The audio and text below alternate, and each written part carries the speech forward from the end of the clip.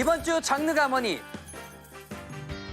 장르가 뉴스 이주앤머니에서는 전 국민 최대 관심사가 된 민생회복지원금에 대한 모든 것을 알아보고요.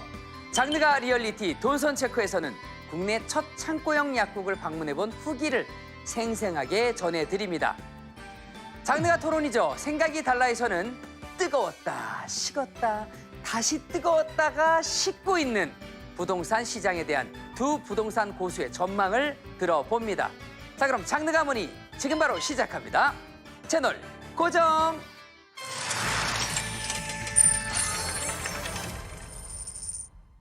이번 주 브리핑입니다.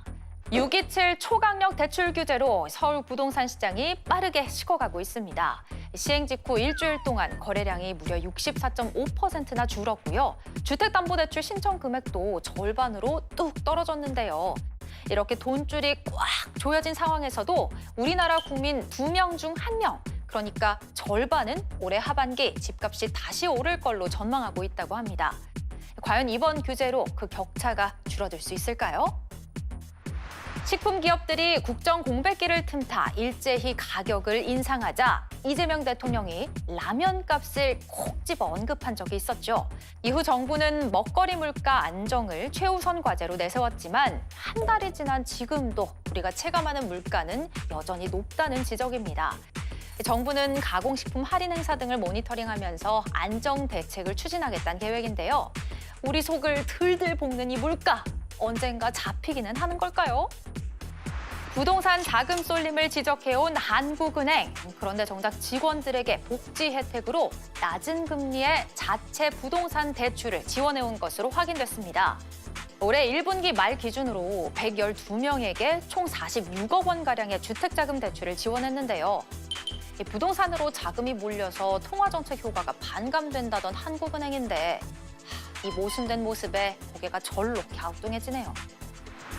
이재명 정부의 첫 추경안이 확정됐습니다. 경기 부양을 위한 민생회복 소비 쿠폰뿐 아니라 고효율 가전제품 구매 시 최대 30만 원을 돌려주는 등 다양한 혜택이 담겼는데요. 모두가 궁금해하던 민생회복 지원 내용, 잠시 후 이주앤머니에서 자세하게 짚어보겠습니다. 장르는 단 하나. 장르가 많이! 머니언즈 여러분 안녕하세요. 빵빵한 계좌를 원하시나요? 저와 함께 오늘도 경제 공부하면 됩니다. 장르가 머니 앵커 권혁수입니다. 네, 머니언즈 여러분 안녕하세요. 오늘도 저희와 함께 펜 준비해 주시고요. 공부할 준비 완료되셨죠? 장르가 머니 아나운서 김하은입니다. 자, 그런데 저희만 있으면 공부가 안 되는 게 아니라 도움이 되지 못할 것 같아요. 저희의 길잡이가 되어줄 경제 선생님 두 분 소개해드립니다. 부릉부릉 박시동 평론가님 어서 오세요. 네, 안녕하세요. 박희성입니다. 그리고 이주앤머니엔 처음이지만 생각이 달라해서 소신 발언을 서슴지 않았던 경제 고수 최고민수님도 함께해 주십니다. 안녕하세요. 네, 안녕하세요. 반짝반짝 신호등 최고민수입니다. 와, 생각이 달라 보면 네, 현란하시더라고요. 맞습니다. 네, 그렇죠. 네. 저보다 현란하신 분들 방송국에 네. 많이 없으신데 그래서 예. 오늘 박시동 평론가님이 부릉부릉이니까 저는 반짝반짝으로 오늘 이 프로그램을 밝혀보도록 하겠습니다. 알겠습니다. 좋습니다. 주식 고수로 또 유명하시잖아요. 네. 요즘 핫한 날씨만큼 최고민수님의 계좌 핫한가요? 계좌 좋아, 너무 좋아. 거기까지만 하겠습니다. 자, 본격적으로 장르가 뭐니 시작해 보도록 하겠습니다. 박시동 평론가님, 이번 주 돈 되는 정보 뭡니까? 이주앤머니. 네, 이번 주에는 온통 이 얘기뿐입니다. 뭐냐면요. 32조 규모의 2차 추경안 얘기입니다. 네. 2차 추경안에 대해서 관심 많으실 텐데요. 그 안에는 민생회복지원금도 있고요. 또 뿐만 아니라 다양한 여러 혜택들이 포함되어 있는 예산이 들어있어요. 오늘 이 얘기 좀 많이 해보도록 하겠습니다. 네, 내용이 좀 많아서 복잡하긴 복잡하더라고요. 네. 오늘 쪼개기 달인 설명천재 설명이 진짜 중요합니다. 네. 네, 실제로 예산이 굉장히 크니까 제가 쪼개기 달인답게 하나씩 쪼개서 설명을 드려보도록 하겠습니다. 네. 먼저 많은 분들이 가장 관심이 있었던 전 국민 대상 민생 회복 소비 쿠폰 이 예산이 들어있고요. 그 외에 우리 소상공인이라든지 자영업자분들이 그동안 빚 때문에 굉장히 힘들어하셨어요. 이분들에 대한 빚 탕감 예산도 들어 있습니다. 그리고 고용보험 미적용자 출산 관련한 급여 이것도 기존에 예산이 있었는데요. 네네. 128억으로 증액 편성이 돼요. 그리고 우와. 이제 저소득층 우리 청년분들 월세 낼 때 지원해주는 예산도 들어가 있어요. 그래서 다양한 민생 대책이 이번 예산에 들어가 있습니다. 아, 궁금한 점이 굉장히 많은데 아무래도 많은 분들이 가장 관심을 갖고 있는 건 민생 회복 소비 쿠폰일 것 같습니다. 이거 언제부터 받을 수 있습니까? 제가 이거 꼭 받고 싶어서 네. 좀 알아봤습니다. 신청 방법이나 신청 기간 좀 간단하고 빠르게 설명을 해드리면요. 자, 먼저 신청 기간은 1차와 2차로 나뉘는데요. 어우, 저 좀 쪼개기 달인 같은데요. 네, 1차는 7월 21일부터 9월 12일까지예요. 7월부터 9월까지. 2차는 9월 22일부터 10월 31일까지예요. 9월부터 10월까지. 6월 18일을 기준으로 주민등록된 주소지 관할 지자체에서 신청을 하시면 되는데요. 코로나19 때 한번 경험을 해보셨을 거예요. 네네. 이렇게 나라에서 지원해주는 지원금 저희가 신청을 해봤잖아요. 지역사랑 상품권, 또 신용카드, 체크카드, 선물카드 중에서 선택을 해서 받을 수 있습니다. 자, 여기서 꼭 명심해야 할 사항은요. 개인별로 직접 신청을 해야 된다는 거예요. 온라인, 오프라인으로 신청할 수 있으니까 잊지 말고 꼭 신청하시기 바랍니다. 네, 알겠습니다. 근데 궁금한 게 왜 1차, 2차 이렇게 나눠서 신청을 받는 거죠? 고마우니까요. 아, 고마워서. 산타클로스세요? 일단 첫 번째로는 대한민국 국민이라면 모든 분들에게 15만 원을 네. 줍니다. 그럼 저도 받을 수 있는 거네요? 네. 그렇죠. 와. 우리 여기 벌써 60만 원이 모였습니다. 네네. 여기에 이제 차상위 계층이나 한부모 가정은 조금 더 혜택을 드립니다. 30만 원, 1인당 30만 원을 드리고요. 기초 수급 가족은 40만 원을 이렇게 드립니다. 두 번째로는 지역에 따라 구분을 합니다. 그래서 비수도권은 3만 원, 농어촌 인구 감소 지역은 5만 원 이렇게 혜택을 받을 수 있는 게 1차 기회고요. 2차 기회는 상위 10% 빼고 나머지 90% 국민들에게 10만 원씩 더 주는 두 번의 찬스 잊지 말고 꼭 신청해야 되겠습니다. 다 받으면 25만 원, 일반 사람들의 경우는 25만 원까지 받을 수 있는 그렇죠. 거예요. 일반 가정의 1인당 25만 원이니까요. 4인 가족이면 100만 원에서 플러스 알파가 될 수 있는 부분들이 있는 거죠. 그러네요. 네. 아니 그러면 1차, 2차 합쳐서 받기 좀 불편한데 왜 굳이 2차로 나누는 거야? 네. 이게 궁금하실 수 있는데요. 2차 때는 상위 10%에 해당하시는 분들은 안 받고 나머지 분들이 받잖아요. 네. 그러니까 이 상위 10%를 골라내는 작업이 시간이 좀 걸려요. 그래서 2차로 이렇게 나눴다 이렇게 보시면 되고 내가 상위 10%인가 아닌가 궁금하시잖아요. 네. 건강보험 소득이라든지 이런 쪽을 기준으로 나누거든요. 아직 추정이긴 합니다만 대략 연봉 기준으로 7천만 원 후반에서 8천만 원대 정도가 넘어가시면 10%가 될 확률이 조금 높다 이렇게 보시면 될 것 같습니다. 예. 저는 두 번 다 받을 수 있을 것 같은데 말입니다. 좀 궁금한 게 있어요. 네. 작가님, 저희 네네. 집에 15개월 된 아기가 있거든요. 네. 미성년자도 받을 수 있나요? 네, 대한민국 국민이라면 누구든지 하기 때문에 응애 아기도 받을 수 있습니다. 아, 그렇군요. 네, 그래서 오. 세대주라고 하죠. 네. 엄마나 아빠가 신청하면 됩니다.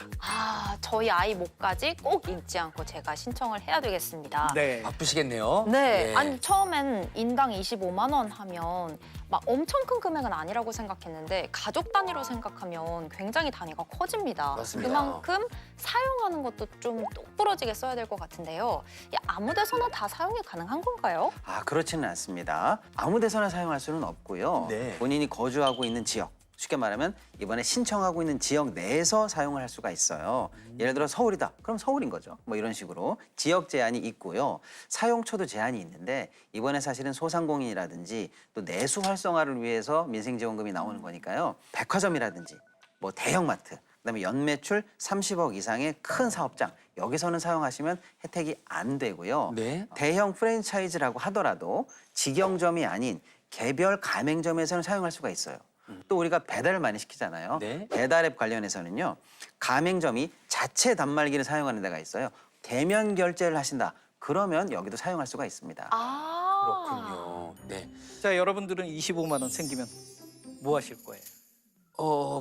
글쎄요. 일단 집에 뭐가 필요한지를 좀 네. 둘러보고 네. 필요한 물건을 구매할 것 같습니다. 네. 마음 같아서는 네. 아기를 하루 맡기고 오랜만에 신랑이랑 외식을 좀 하고 싶긴 한데. 아기 것도 받으니까 아기도 같이 가야죠. 맞네요. 네네네. 우리 애기 미안해요. 근데 또 사용 기간도 궁금합니다. 기한이 뭔가 있을 것 같은 느낌입니다. 맞습니다. 이번에는요, 빨리 이 내수 경기를 활성화시킨다는 목적이 있기 때문에 네. 계속 쟁여놓으시면 안 됩니다. 그래서 11월 30일까지 꼭 쓰셔야 돼요. 11월 30일까지. 11월 예. 30일. 안 쓰면 어떻게 되느냐? 그냥 소멸이에요. 없어지니까? 그렇습니다. 소멸되고 남은 금액이 환불되지 않고 지자체나 국가로 환수가 되니까요. 11월 30 기간 안에 꼭 쓰실 수 있도록 열심히 계획을 짜주시기 바라겠습니다. 여기서 잠깐 네. 주의해야 될 게 있습니다. 혜택들을 문자나 이메일 등으로 스팸 메일들이 막 날라올 거거든요. 아이고. 정체불명의 메시지들을 보고 우리가 따라가면 된다 안 된다? 안 된다. 그래서 스미싱이나 이런 부분들을 우리가 따라가면 안 된다. 약속해줘. 네, 이거 사실은 굉장히 큰 문제인데요. 네. 도대체 나는 얼마 받는 거야? 우리 지역은 뭐 인구 소멸 지역이야? 이런 거 많이 헷갈려 하시는 분들이 계세요. 그래서 네. 정부가 국민비서 알림 서비스에 이거를 다 올려놨어요. 거기에 들어가서 자기 정보를 치면은 어느 지역에 사시니까 얼마가 추가돼서 총 얼마의 민생 지원 쿠폰을 받으실 수 있습니다. 이런 걸 안내하는 서비스가 있거든요. 네. 근데 요게 있다는 걸 착안해서 스미싱 피해도 사실 예상이 되고 있거든요. 그러니까 네네. 이런 피해를 당하지 않도록 좀 꼼꼼하게 살펴보셔야 될 것 같습니다. 어이구. 아니, 나쁜 놈들은 어려울 때도 판을 칩니다. 항상. 예, 조심하셔야 되겠습니다. 사실 이번 2차 추경안에 소비 쿠폰만 있는 게 아니잖아요. 이 다른 정부 지원 중에서 또 유용한 게 있는지 작가님. 정부 지원 중에 전자제품 바꾸는 그런 내용들이 있거든요. 네네. 혹시 전자제품 바꾸실 계획 있나요? 제가 10월에 방을 빼야 돼서 예. 좀 오래된 전자제품을 좀 바꿔야 하긴 하거든요. 그래요? 네. 저희 집에서는 저를 바꿔야 된다고. 전자신가요, 혹시? 예, 낡은 것은 교체해야 된다고, 저를 교체해야 된다고 그런 이야기가 있는데요. 으뜸 효율 가전제품 환급 사업인데요. 네. 이게 7월 4일부터 구매 가능한 품목을 대상으로 해서요. 네. 에너지 최고 등급 네. 이런 전자제품에 대해서 구입한 가격의 10% 최대 30만 원까지 환급을 해줍니다. 와, 진짜 좋은 소식인데 이거 모든 가전제품에 다 적용되는 건가요? 11개 품목을 대상으로 이렇게 네. 좀 확정을 했거든요. 아, 근데 그렇군요. 우리가 쓰는 웬만한 것들은 다 들어있습니다. 뭐 TV. TV, 냉장고, 에어컨, 세탁기 네. 그럼 대부분 다 들어있다고 보시면 그렇죠. 되고요. 이게 확실히 남편은 안 들어있네요. 네, 남편 안 들어있어요. 확실하게. 다행입니다. 그래서 8월부터 지금 시스템이 구축되고 있어가지고 네. 8월부터 신청이 가능하다고 그래요. 근데 예산이 2,671억 원 정도 책정이 됐거든요. 네. 그래서 예산이 소진되면 더 이상 받을 수가 없습니다. 빨리빨리 움직여야 빨리빨리. 되네요. 네, 8월부터 얼른 신청하시면 되겠습니다. 이야. 그런데 사실 코로나19 때를 한번 겪어봐서인지 낯설지는 않는 정책입니다. 그렇죠? 그때는 저희가 긴급재난지원금이라는 이름으로 비슷하게 받았었는데 사실 코로나19 소상공인들도 그렇고 많은 민간인들이 어려웠던 시기에 도움이 됐던 것 같거든요. 이번에는 이런 정부의 지원들이 민생경제를 살리는 데 좀 도움이 될 수 있을까요, 평론가님? 네, 저는 확실하게 이번에 민생 경제에 도움이 될 거다라고 말씀드리고 싶습니다. 우리나라가 올해 경제 성장률이 0.8이 될 거다라고 사실은 예측이 됐었는데요. 이번 추경의 효과로 최소한 0.2포인트 정도는 올라갈 것이다라고 지금 전망이 되고 있어요. 그러니까 0.8 성장할 수 있는 우리나라 경제가 이번 추경을 통해서 내수가 확대되고 민생이 좀 소비가 살아나면 1.0 이상으로 성장할 수 있다라는 전망이 나오고 있거든요. 그동안 소비 심리라든지 이런 게 너무 안 좋았는데 나도 이번에는 좀 쿠폰 받으면 좀 써야겠어. 이렇게 소비 심리 개선되는 효과도 있으니까요. 확실하게 그동안 좀 힘들었던 내수에는 도움이 될 거다 이렇게 생각하고 있습니다. 진짜 우리나라의 침체된 경기가 살아나서 전 국민 모두에게도 좋고 또 개인의 계좌도 함께 두둑해지는 날이 오기를 기대해 보겠습니다. 이번 정부의 지원 정책에 대한 여러분들의 생각 유튜브 댓글로 많이 남겨주세요. 이번에 민생회복지원금 받으면 이거 할 거예요. 자랑해 주셔도 좋고요. 자, 오늘 명쾌하고 유쾌하게 정보 나눠주신 최고민수님, 최고민수 작가님과는 여기서 인사드리겠습니다. 고맙습니다. 감사합니다. 반짝반짝. 잠깐!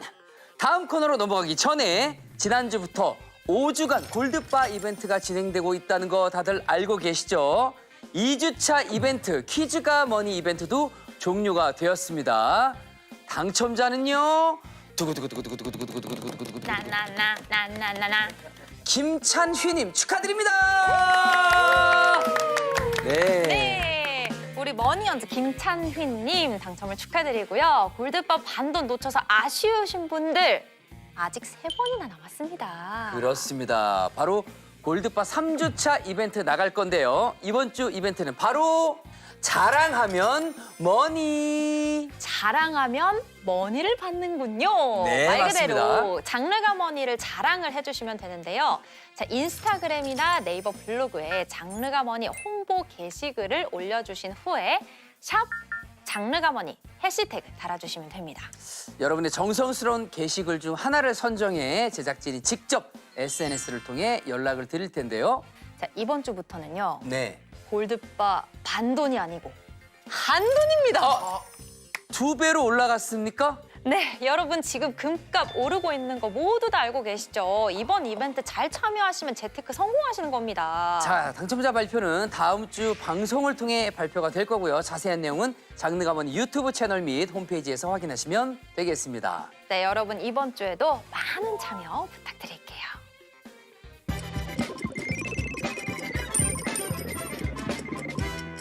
여러분의 투자에 도움이 되고자 한 주간의 기업 이슈를 전하는 돈선 브리핑 먼저 시작합니다. 한국산 라면, 한국산 과자에 이어 한국산 소스가 글로벌 소비자 입맛을 사로잡고 있다고 합니다. 고추장, 양념장, 된장 등 소스류 수출 금액이 작년 동월 대비 약 70%나 올랐다고 하는데요. 삼양식품의 불닭 소스가 앞장을 서고 CJ 제일제당의 고추장 수출이 크게 늘었다고 합니다. 맛있게 매운 고추장의 맛을 드디어 세계인이 알아주네요. 한국소비자원이 국내외 10개 브랜드 무선 이어폰 제품의 품질 평가 결과를 공개했습니다. 크게 고가형과 중저가형으로 나눠 분석했는데요. 여기서 희소식, 중저가 LG전자 이어폰이 소니, 애플 등 고가 제품과 견줄 만큼의 성능을 보여주며 가성비 최고의 무선 이어폰으로 선정됐습니다. 어쩐지 어깨가 으쓱해지네요. 마트처럼 직접 카트를 끌고 의약품들을 담을 수 있는 창고형 약국. 오픈한 지 한 달째가 다 되어가는데요. 여러 논란과는 달리 현장에서는 방문객들이 몰리고 있다고 합니다. 말도 많고 인기도 많은 창고형 약국이 대체 뭐길래? 잠시 후 돈선 체크에서 짚어보겠습니다. 네, 이번엔 돈이 모이는 핫플레이스를 찾아가는 시간, 돈선 체크 코너입니다. 네, 오늘의 돈선 체커 이수빈 아나운서와 함께합니다. 네, 안녕하세요. 깡총깡총 어디든 가는 아기 토끼 돈선 체커 이수빈입니다. 반갑습니다. 와, 깡총깡총 아기 토끼 오랜만에 보니까 너무 반가운데요. 네. 그러니까 오늘 돈선 체크 어떤 내용인가요? 네, 오늘은요. 요즘 가장 뜨겁게 논란이 되고 있는 곳이기도 한데요. 혹시 창고형 약국 들어보셨나요? 들어봤습니다. 네, 들어는 봤습니다. 네. 가보신 적 있으신가요? 아니요, 가보지는 못했어요. 네. 사실 좀 논란이 많은 것 같아서 저도 좀 지켜보고 있어요. 네, 맞아요. 현재 진짜 여러 가지 의견이 많이 나오고 있는 상황이에요. 소비자의 선택지가 좀 넓어졌다, 이런 긍정적으로 평가하는 목소리도 있는 반면에 네. 너무 의약품을 쉽게 구입할 수 있는 거 아닌가 하는 우려의 목소리도 같이 나오고 있는 상황인데요. 그런데 이런 논란이 있는 속에서도 이 창고형 약국은 호황입니다. 아, 그렇군요. 네, 소비자들이 오픈런을 할 정도로 인기가 많다고 해요. 들어가는 입구부터 깜빡이를 켜고 대기하는 줄이 막 몇 바퀴씩 있더라고요. 아니, 명품관 세일도 아니고 뭐 맛집도 아니고 약국을 오픈런을 한다고요? 굉장히 궁금해지는데요. 그러게요. 네, 이 창고형 약국이 붐비고 있는 이유가 뭔지, 또 실제로 방문한 이 소비자들의 생각은 어떤지 제가 직접 체크해보고 왔습니다. 지금 바로 만나볼까요? 돈이 모이는 핫플, 핫템을 찾아가는 돈선 체크. 안녕하세요, 아나운서 이수빈입니다. 오늘 제가 이렇게 카트를 끌고 있죠. 왜일까요? 제가 창고형 마트처럼 의약품이랑 건강기능식품을 쇼핑할 수 있는 곳이 있다고 해서 직접 찾아와 봤습니다. 근데 제가 의약품이 마침 집에 다 떨어졌거든요. 집에 상비약도 구비를 좀 할 겸 취재도 할 겸 구경하러 들어가 보도록 하겠습니다. 같이 가볼까요? 따라오시죠. 야!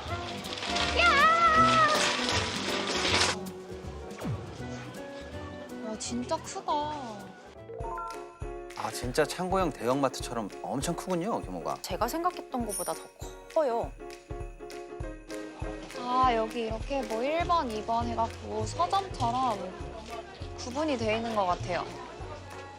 우리 막 장 보러 마트 가면 식품 코너, 뭐 정육 코너, 생선 코너 이런 게 있잖아요. 그것처럼 지금 구역별로 나눠서 정리가 되어 있네요.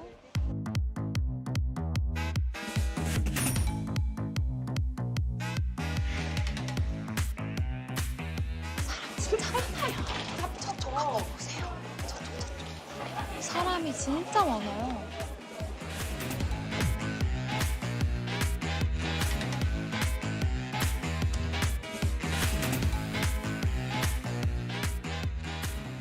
이렇게 원래 다들 약을 좋아하시나요? 우리나라 사람들이? 약국이 핫플?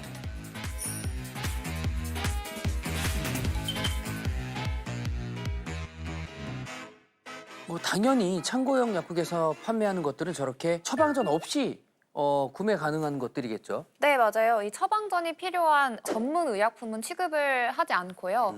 뭐 일반 감기약이나 뭐 진통제 같은 일반 의약품이나 뭐 밴드, 반창고나 붕대 이런 거 있잖아요. 그런 네. 의약 외품, 건강기능식품 이렇게 팔고 있더라고요.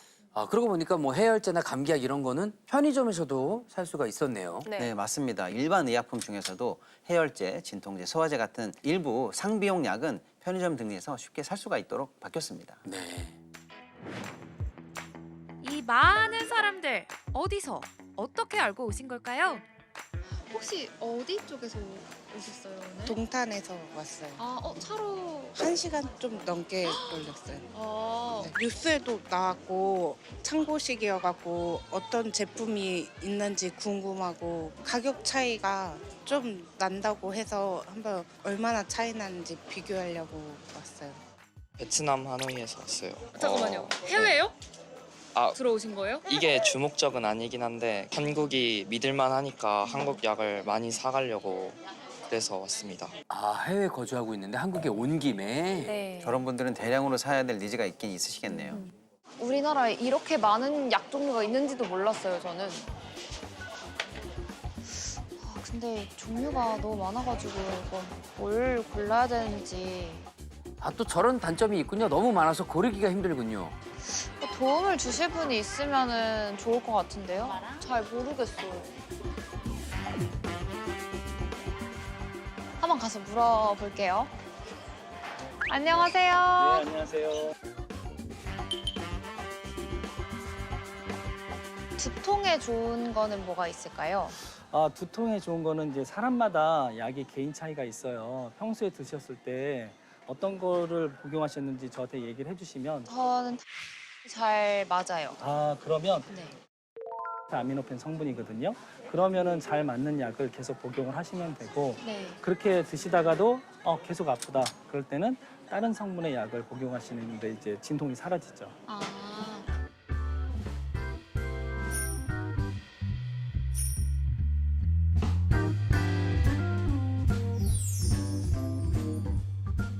다 사셨어요? 진짜 사장님 엄청 많이 사셨어요. 네, 엄청 맛있었어요, 지금. 상비약 하면은 다양한 게 있어야 되는 거잖아요. 뭐 소화제, 뭐 파스, 밴드 이런 거 다 사봤는데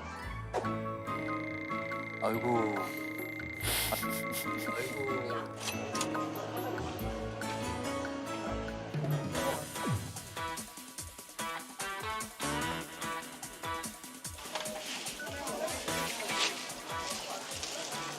아니, 계산대 기다리는데 20분이나 걸렸다고요? 계산할 때 뭐 복약 지도까지 해주다 보니까 시간이 좀 많이 걸리더라고요. 성분 감기약들 발입은 네. 공복에 하루 3번 드시면 돼요. 한 포씩. 공복에 하루 3번. 네. 이거는 종합감기, 목감기, 이거는 소화 안 될 때. 네. 갑시다. 짜잔! 제 상비약이 완성됐습니다. 짜잔! 아이고, 정말 여기 다 들어가던가요? 네, 한가득이네요. 아이고, 아이고. 이 정도면은 미니 약국이에요, 미니 약국. 네, 엄청 엄청 많이 사왔죠? 어때요? 진짜 시중가보다 저렴하던가요? 의약품별로 약간씩 다르긴 한데요. 머리 아플 때 한 번쯤 드셔보셨을 것 같은 티읕 진통제. 일반 약국은 10장을 기준으로 2,800원에서 3,000원 정도인데 네. 여기 창고형 약국은 2,500원이었거든요. 아, 좀 싸네요. 네, 그리고 감기약들 요즘 많이들 드시잖아요. 네. 피읍 감기약 같은 경우에는 창고형 약국은 3,500원, 일반 약국은 4,000원에서 4,500원 선으로 500원에서 1,000원까지 차이가 났습니다. 이야, 근데 1,000원 차이면은 전 진짜 크다고 생각하거든요. 저는 생각보다는 싸다는 느낌은 들지 않는 것 같아요. 갈 때 차 타고 가죠. 주차하느라고 시간 들였지. 그렇죠. 그다음에 계산하느라고 또 20분씩 기다렸죠. 뭐 이런 거 저런 거 다 고려하면 그 정도 기회비용이 될까? 근데 평론가님 이렇게 사면 싸집니다. 이렇게 한 보따리 사면은. 네. 근데 이게 어쨌든 가격 차이가 품목마다 다르기 때문에 비교를 잘 하면서 사야 이득을 얻을 수 있겠다는 생각이 들긴 해요. 그래서 소비자분들이 스마트폰을 보시면서 온라인으로 검색을 하면서 이거는 싸고 이거는 비싸고 비교를 해가면서 구매를 하시더라고요. 그래도 원래 10,000원인데 여기가 좀 싸고요. 아로나민도 약간 부르는 게 값인데 여기서는 이렇게 딱 정확하게 있어서 괜찮은 것 같아요. 싼 건 싸고 또 비싼 건 비싸고 뭐 인터넷 가서 뭐 배송료까지 뭐 포함해서 계산하면 네, 그렇게 계산해서 지금 보고 있어요. 그럼 평소에 이렇게 약품을 많이 사시는 편인가요? 저는 이제 병원에 치료를 다니다 보니까 표적 치료를 하기 때문에 밴드가 많이 필요해요. 약 후유증으로 이제 뭐 이렇게 상처가 많이 나거나 그거 한 달에 뭐 5만 원씩 쓰고 하고 있더라고요. 매일 하루에 2번씩 가르니까 이렇게 한 개씩 사기에는 좀 비싸고 여기서 여러 개 사기에는 좀 싸다 싶어서 이제 그런 것들을 사러 왔어요. 네. 그렇다면 소비자들은 다시 오고 싶을 만큼 만족했을까요? 다양한 의견이 있었습니다. 여행 갈 땐 꼭 들릴 것 같고요. 살 게 많은데 여기는 다 구비돼 있으니까 일로 올 것 같아요. 약국에 안 가고. 들어오는데 너무 힘들어갖고 다시는 안 올 거예요. 주차 문제 네. 때문에. 다양하고 한꺼번에 이렇게 뭐 사는 건 괜찮은 것 같아요. 이렇게 뭐 좀 싸고. 다음에도 혹시 오실 의향이 있으신가요? 그러니까 싼 거는 그건 사러 와야 되겠죠. 많이 살 경우. 많이 살게요. 네, 근데 뭐 한두 개 사러 오기에는 좀 기름값 치고 뭐 그런 거, 그렇죠. 그런 거 같아요. 필요한 걸 한 번에 한 곳에서 살 수 있다는 게 정말 편리하다고 생각이 들었는데요. 약은 정말 조심해서 복용을 해야 되는 거잖아요. 잘 고르는 이 눈이 정말 중요할 것 같습니다. 여러분의 생각은 어떠신가요? 지금까지 돈선 체크 이수빈이었습니다. 안녕. 안녕. 네, 깡총깡총 아기토끼 이수빈 돈선 체커가 오늘도 현장의 목소리 다양하게 들고 왔는데요. 인터뷰에서도 살짝 엿볼 수 있었듯이 우려도 사실 존재를 하잖아요. 네, 맞아요. 아무래도 창고형 대형 약국이잖아요. 그렇다 보니까 약사님들이 계시기는 하지만 워낙 규모가 크다 보니까 이 복약 지도나 상담이 좀 부족할 수도 있지 않을까 하는 우려도 나오고 있고요. 네. 또 주변 동네 약국들이 좀 타격을 입게 되지 않겠냐 이런 걱정도 나오고 있는 상황입니다. 그래서 약사회에서 크게 반발을 한다는 얘기를 듣긴 했습니다. 네, 약사회는 약사들의 전문성이라든지 이런 부분을 좀 훼손할 수 있지 않을까 우려를 하는 입장이고요. 아무래도 오남용의 우려는 조금 더 커질 수 있다. 이런 부분과 어쩌면 자본 논리에 따라서 안정적으로 운영돼 왔던 지역 약국 또 약국의 유통망 등이 붕괴할 수 있지 않나라는 것들을 조금 우려하는 중입니다. 평론가님 생각도 뭐 비슷하신가요? 아무래도 상대적으로 오남용 우려는 조금 올라가지 않을까 이런 생각이 좀 듭니다. 근데 저는 이제 좀 재밌는 현상을 봤는데 우리가 약국에서 동네 약국에서 약을 살 때는 머리가 아파요, 약 주세요 그러면 보통 약사님들이 먼저 권해주시는 약을 사게 되는 경우가 많은데 그렇죠. 저 마트는 내가 머리 아프니까 감기니까 무슨 약을 사야지라고 본인이 고르게 되거든요. 저는 이게 약국을 구매하는 어떤 구매력 주도력이 이동하는 모습을 좀 봤어요. 네. 그래서 어쩌면 약국 소비 패턴의 변화의 시작점이 저기서 생기는 거 아닐까 이런 생각도 좀 들었고요. 한편으로 이제 지금 약사회가 우려하는 것처럼 대형 창고형 이 약국과 동네 약국과의 미묘한 경쟁이라든지 이런 부분이 좀 우려되는 측면이 있다고 지금 보이는데 저는 오히려 창고형 약국을 보면서 이런 생각을 했어요. 저것은 물류 아닌가. 많이 취급하면서 쉽게 말하면 단가를 낮추는. 그렇다면 저 창고형 약국의 앞으로의 경쟁 상대는 어쩌면 동네 약국이 아니라 대형 물류 체인인 쿠팡, 뭐 예를 들면 다이소, 예를 들면 올리브영, 뭐 이런 어떤 물류 체인과의 경쟁도 앞으로는 펼쳐질 수 있지 않을까? 저는 그런 생각도 좀 하면서 봤어요. 수빈 아나운서는 어때요? 직접 보고 느끼고 또 구매도 해봤잖아요. 사람마다 좀 자기한테 맞는 약이 좀 다르잖아요. 근데 약국을 갔을 때 나는 티읕 해열제가 잘 맞는데 다른 티읕 해열제를 추천을 해주신다든지 이런 네. 경우가 있었어가지고요. 저는 그런 면에서 나한테 잘 듣는 약을 내가 골라서 산다. 이 부분은 정말 장점이라고 생각이 들었어요. 네. 근데 반면에 제가 아까 VCR도 보셨듯이 눈이 돌 수도 있겠다. 왜냐하면 많잖아요. 일단 제 앞에 막 이렇게 막 쌓여 있고 하는데 네네. 그걸 보는데 이것도 필요할 것 같은데 저것도 필요할 것 같은데 차 몰고 왔으니까 이것도 사갈까? 이런 생각이 좀 생기더라고요. 어쩔 수 없이. 맞아요. 그래서 그 부분은 좀 주의해볼 만한 점이지 않을까 생각이 들었습니다. 그렇죠. 근데 사실 우리나라에선 지금 국내 1호 창고형 약국이지만 저도 가봤듯이 해외에서는 이미 이런 약국이 존재를 했거든요. 맞습니다. 이런 형태의 약국은 이미 해외에서는 사실 흔한 형태입니다. 네. 미국 같은 경우에는 월그린, 그다음에 CVS 헬스 등 주요 약국 체인이 이미 활발하게 영업을 하고 있고요. 네. 호주에서도 케미스트 웨어하우스라는 유명한 약국 체인이 또 있고요. 네. 우리 해외여행할 때 뭐 유명한 크림 이런 거 다 약국에서 사오시는 분 많아요. 네네네. 거기에서는 건강보조제, 생활용품, 화장품, 다른 물건까지도 판매를 하고 있다. 그러니까 이런 형태는 우리보다 조금 더 많이 진화해 있다. 이렇게 좀 볼 수가 있겠습니다. 그렇군요. 네, 국내 1호 창고형 약국 이제 문을 연 지 한 달 정도 지났는데요. 아직은 좀 더 깊이 있는 논의가 필요해 보입니다. 이 창고형 약국을 향한 기대와 우려가 앞으로 어떤 방향으로 나아가게 될지 좀 더 지켜보도록 하겠습니다. 자, 그럼 다음 코너로 넘어가 볼까요? 자, 이번에는 제가 준비한 코너죠. 장르가 토론 생각이 달라 코너입니다. 새 정부 부동산 정책 전망은? 이라는 뜨거운 주제에 관해 이야기하고 왔는데요. 두 전문가의 생각이 얼마나 다른지 직접 보시죠. 오키나와가 내게 남긴 것. 남친 여친. 트립닷컴이 내게 남긴 것. 호텔 최저가 보장에 라운지 이용권까지. 남는 여행 트립닷컴. 최신 연구를 통해 개발된 센소다인 리페어 앤 프로텍트는 민감성 치아 깊숙이 침투해 틈새를 효과적으로 채우고 보호해주죠.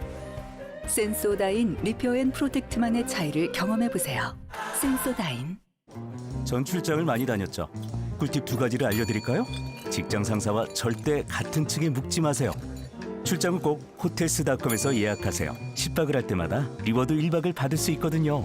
수십만 개 호텔에서 즐겨보세요. 난 줄 알았는데.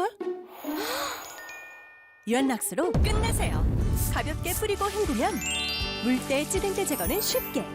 살균 곰팡이 제거도 확실하게. 유한락스 욕실 청소용.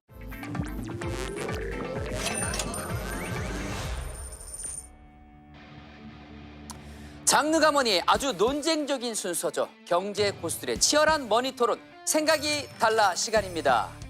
거북이, 소라게, 달팽이의 공통점은 무엇일까요? 바로 내 집, 내 집, 내 집이 있다는 사실입니다. 언젠간 먼 훗날에 저도 집을 갖고 싶습니다. 정부가 바뀔 때마다 변하는 부동산 정책 때문에 언제 집을 사고 팔아야 하는지 바로 이 타이밍에 대해 고민이 굉장히 깊으실 텐데요. 이재명 대통령 정부에서의 집값은 과연 우리가 원하는 대로 흘러갈까요? 궁금증에 대한 해답을 얻고자 생각이 다른 두 분의 전문가를 모셨습니다. 이재명 정부 출범 후 가장 발빠르게 부동산 시장을 전망하고 계신 두 분입니다. 김인만 부동산 연구소장님 그리고 최상욱 대표님 함께해 주십니다. 안녕하세요. 안녕하세요. 안녕하세요. 안녕하세요. 저는 지금 같은 집에서 지금 9년째 9년? 쭉 살고 있는데요. 뭐 인테리어도 뭐 제 집이 아니어서 바꿀 수가 없고요. 이렇게 살면 안 되는 거죠? 안 되는 거였죠? 네. 아니 월세 내는 돈에 대출 이자를 내는 게 낫지 않았을까요? 주인한테 주나 은행한테 주나. 근데 소유권을 내가 가지고 있으면 그렇긴 올라가긴 한데 해. 그걸 10년 전에 말씀해 주시지. 장르가 뭐니가 그때 없었어요. 10년 전에 시작을 했었어야 되는데. 뼈 때리는 조언 잘 들었습니다. 자, 그렇다면 두 분의 생각 먼저 듣고 한번 가보도록 하겠습니다. 서울 집값 상승 원인 어떻게 파악하고 계십니까? 원인이 한두 개가 아닙니다. 네. 이게 뭐 한 개 같으면 한 개를 때려잡으면 뭐 죽이 되든 밥이 되든 될 수는 있는데. 그렇죠. 일단 방망이로 대충 때려잡으면 될 일단 텐데. 집값이 올라가는 표면적인 이유는 뭐 불안한 심리죠. 지금 다들 나 어떻게를 외치고 있습니다. 갑자기 집값이 올라가니까요. 네. 사실 1월까지는 뭐 정치적 불확실성이라는 명분으로 상승률이 그나마 좀 안정적인 흐름 유지하고 있었는데 네. 2월에 서울시가 토지거래가구역 풀면서 이제 요동을 칩니다. 네. 집값이 강남 집값이 이제 천정부지 올라가니까 3월 24일에 다시 재지정을 합니다. 그럼 여기서 이제 안정이 되면 시장도 안정을 찾는데 네. 한 달 정도 지나고 이제 5월 정도 되니까 다시 집값이 올라갑니다. 서울 아파트 가격이. 네. 강남만 집값 올라가게 되면 우리는 어떤 마음이냐면 그래 연예인들이 강남에 아파트 사고 빌딩 사고 약간 이런 기분이잖아요. 아니에요. 저는 열대 상황이 그런 상황이 아닙니다. 우리 일반적인 국민 입장에서 이제 그런 마음이 드는데 네. 진짜 불안한 건 이게 퍼져나갑니다. 성동구, 마포, 강동, 동작으로 이제 집값 상승세가 이어지는데 거기에 5월에 기준금리 내립니다. 한국은행이. 네. 대출 규제 되기 전에 한도 줄어들기 전에 빨리 사자라는 심리가 작동이 되면서 6월 서울 아파트는 터졌고요. 이게 확산되고 있다는 게 저는 문제인 것 같습니다. 주택이라는 거는 자산 가격을 기준으로 5개 분위로 쪼갤 수가 있습니다. 제일 비싼 걸 5분위라고 하는데 5분위가 서울 기준으로는 서초, 강남, 송파, 용산 정도 되는 거고 4분위가 마포, 성동, 그다음에 양천, 동작, 강동 이런 정도가 되는 거거든요. 근데 2, 3월에는 말씀하신 것처럼 5분위만 올랐었는데 네. 5, 6월에는 4분위도 소수점 0.4에서 0.7이 올라가고 있고 그리고 지금 3분위도 0.2에서 0.4까지 올라오고 있거든요. 사람들이 부동산 상승을 체감하고 있는 것입니다. 올해 2, 3월에도 올랐었는데 그때는 별 체감이 없었어요. 근데 지금은 다 체감을 하고 있는 상황이고 그러다 보니까 좀 조급한 심리가 작동을 하면서 패닉 바잉이 일어나고 있는 그런 시기라고 보여집니다. 그렇군요. 네.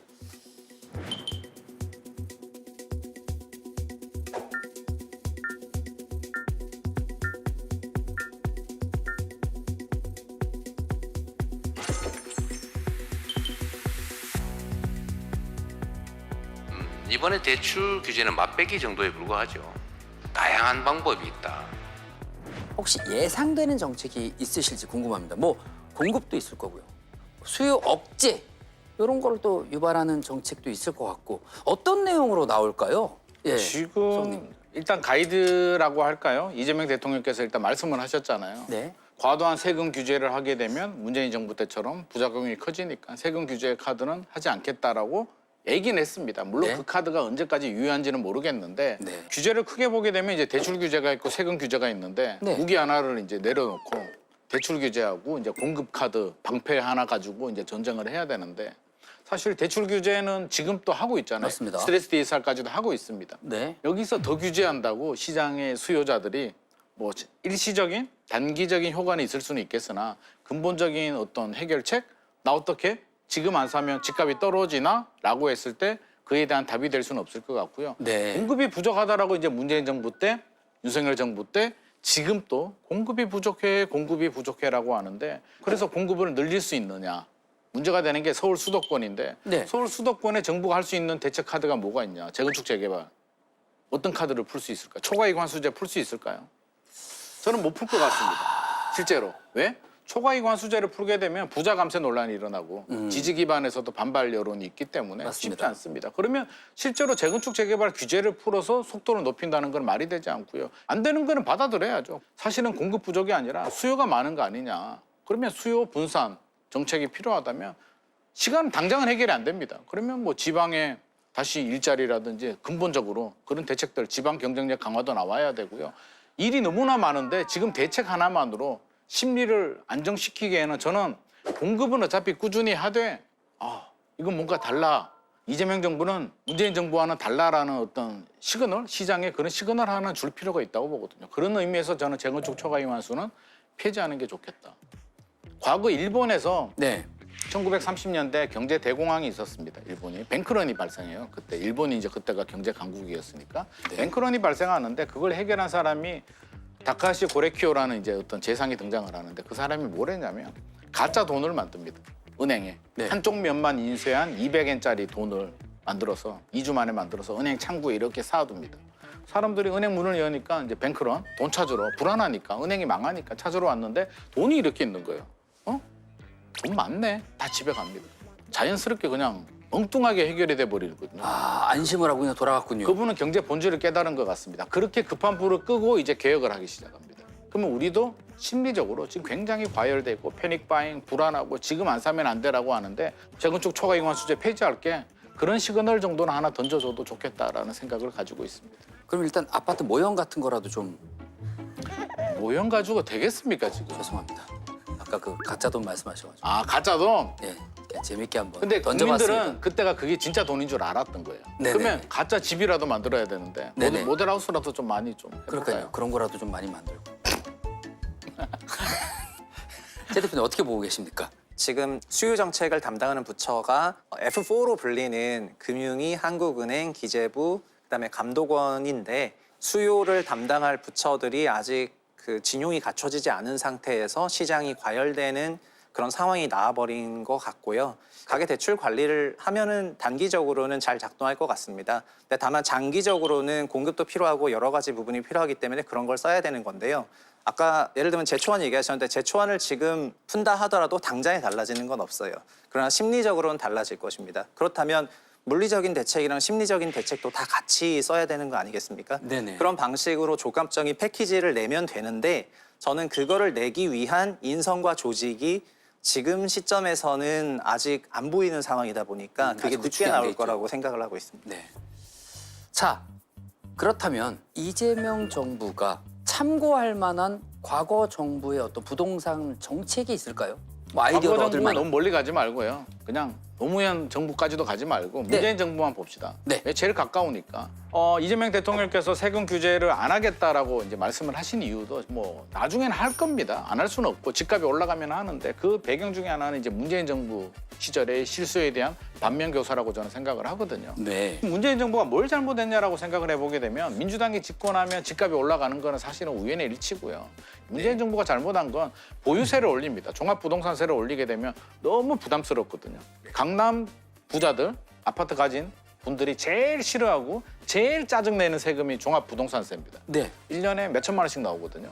아무리 자산이 있어도 1년에 몇 천만 원 내는 건 전문직도 힘듭니다. 네. 1년에 몇 천만 원 세금 낸다고 생각해 보세요. 팔려고 하니까 양도세를 또 중과세요. 팔 때.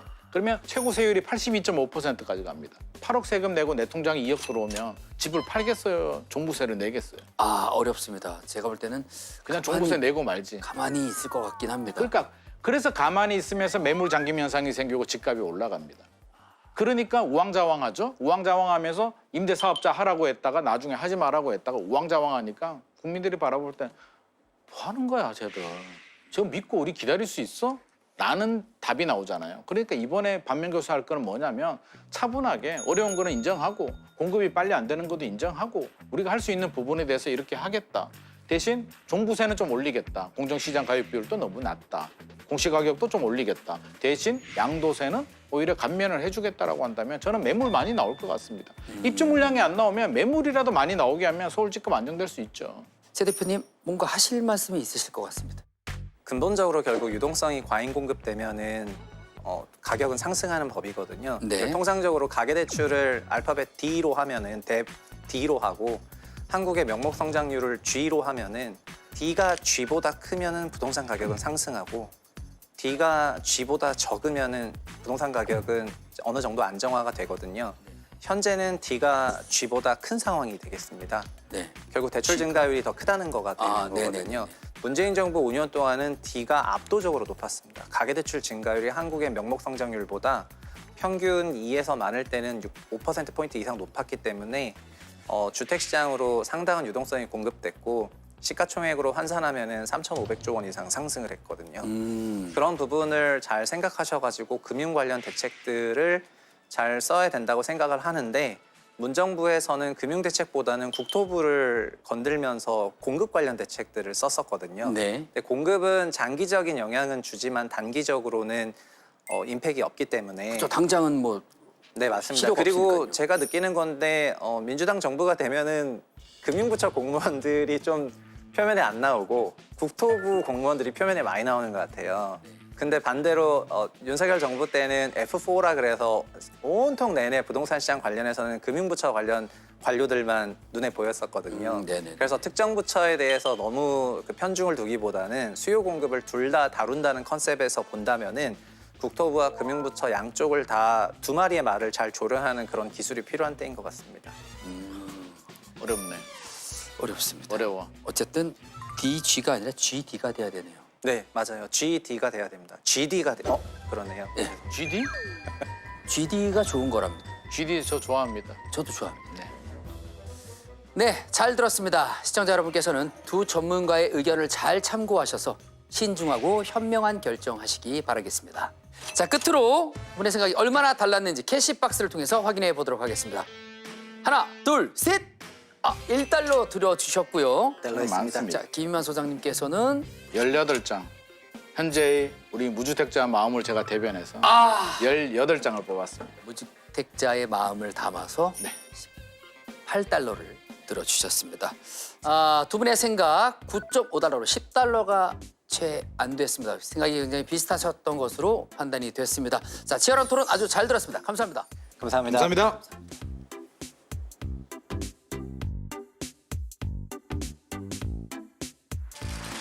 와, 저는 저의 삶과 정말 밀접한 문제이기 때문에 진짜 귀를 우리 아기 토끼보다도 훨씬 쫑긋쫑긋 세우고 들었는데요. 새 정부가 들어서자마자 강력한 부동산 규제를 시행하는 바람에 지금 저처럼 심장 철컹하신 분들 진짜 많으실 겁니다. 평론가님은 이 627 대출 규제 어떻게 생각하시나요? 저는 정말 필요한 정책이 정말 필요한 시점에 나왔다 이렇게 생각하고 있어요. 어쩌면 불장의 초입이다라고 평가할 정도로 사실은 굉장히 우려스러운 상황이었는데 늦지 않은 시간에 아주 꼼꼼한 대책이 나와서 집값 상승의 불길을 초기에 잡을 수 있는 대책이 나왔다. 저는 일단 이렇게 평가하고 싶습니다. 네. 그러면요, 오히려 주변 지역이 풍선 효과로 집값이 오르는 건 아닐까 하는 생각도 들거든요. 풍선 효과가 생기지 않을까 많은 분들이 걱정을 좀 했는데요. 네. 그러면 6억 정도의 대출을 받아서 거꾸로 이 집값을 풀 매수할 수 있는 지역이 어딜까? 거기가 사실은 풍선 효과의 주요한 대상이 되지 않을까? 노원, 도봉, 강북 그리고 이제 금천, 관악구로 이 정도 지역을 일단 우리가 볼 수가 있겠는데요. 현재 초기에 파악된 지표에 따르면 여기도 거래량이 감소하고 생각보다는 집값이 오르지 않은 그래서 이 미미하게나마 하락하는 추세가 현재 감지가 됐습니다. 그러니까 풍선 효과는 아직은 나타나지 않았다 이렇게 볼 수가 있겠고요. 적어도 관망세로는 확실하게 돌았었다 이렇게는 볼 수 있을 것 같아요. 그럼 일단 지금까지 그 불장의 집을 안 산 건 다행인 거겠죠, 평론가님?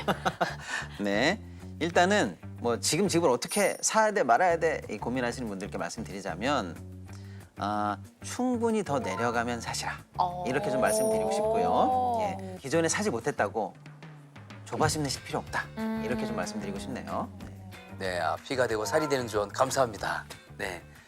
끝으로 골드바 한돈 상품이 걸려있는 장르가문이 3주차 이벤트죠. 자랑하면 머니에도 많은 관심과 참여 부탁드리겠습니다. 수빈 아나운서 할 거죠? 네. 한돈 걸려있어요. 그만돈. 핸드폰 어디 있어요? 빨리 지금 방송 나가기 전에 제가 먼저 인증해서 올릴게요. 장르가문이 골드바 이벤트는요. 앞으로도 계속되니까요. 매주 금요일 오전 10시 본방사수 잊지 마시고요. 네, 그럼 다음 주 이 시간에 다시 뵙겠습니다. 여러분 모두 부자 되세요. 어니언즈 여러분들 나 골드바 골드바 골드바 나 주세요. 골드바 내 거.